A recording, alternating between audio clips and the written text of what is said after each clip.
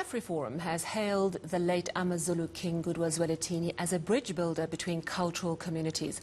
And I'm joined now by Barend Ace, Head of Intercultural Cooperation at Afriforum. Good evening and thank you very much for your time. On behalf of Afriforum, what would you like to say about the King? We first want to say that it's with great sadness that we learned of the passing of Isilo Samabandla. And we express our deepest sympathy with the Zulu royal family, as well as the Zulu nation. And we hold the Zulu royal family in our prayers during this time of mourning. All right. Talk to us about the relationship between Afriforum and the Amazulu King. Was it forged around the common position being opposed to land expropriation, or was there more to it than that? Now, there was definitely more to it than that. We will always remember Isilo Samabandla as a bridge builder, that established good relationships between cultural communities. And we will, of course, especially remember the hand of friendship that Isilo Samabandla extended to Afriforum and to Afrikaners in general. I think we shared also the vision of the importance of cultural identity, of traditions, of customs, and then of course also more contemporary things like the protection of property rights and the rights of communities to decide about their own property. My understanding is that in around 2018, Afriforum formed a sort of working group with the King around this issue of land expropriation, and his concerns were that land expropriation may lead to food security problems. I was wondering if you could just tell us how much progress you made, what sort of working together consisted of, and what you achieved through that process. So, of course, most of our cooperation is relating to the land managed by the eNCA Trust, and we are currently working in a specific community to get an agricultural project started.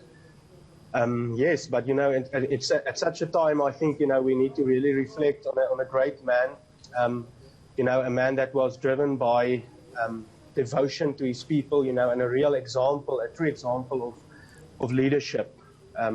Yes, so and of course we want to to honor his memory. Tell us a little bit more about the cultural bridges that he built. Give us a couple more examples. Of course, anybody that had the massive privilege of spending some time with Isilo Samabandla would always know that he was always friendly. And if you especially speak to communities in KwaZulu-Natal, the different communities that reside there, for instance, the English-speaking community or the Indian community, the Afrikaner community, they will all tell you that he was a real, a real bridge builder.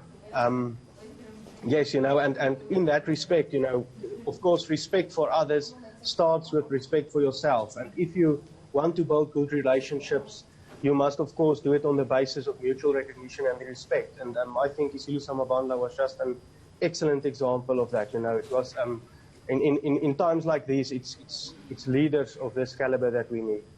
And obviously now with his passing, it's a very, very sad time. Are you concerned that the position around land expropriation, and he was against it, do you think that position may now change on the part of the Zulu nation, or is it just too early to say?